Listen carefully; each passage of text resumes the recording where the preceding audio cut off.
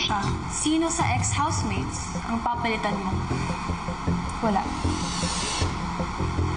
Everybody has really come to a point where we're all deserving of the ultimate eye.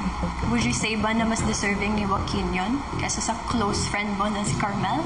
Even Carmel, she didn't want to be part of the ultimate eye anymore.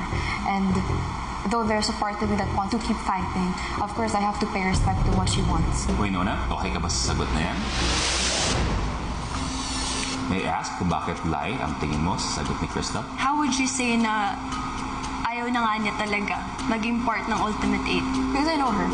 I know that she didn't want to be part of the Ultimate 8 anymore. But she still kept fighting and she fought hard.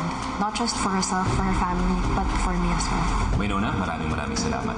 Is it a truth or a lie? Truth. Truth! Since, alright, Carmel is here, si Carmel can vouch for her na alam mo talaga sa sarili mo na ayaw mo na.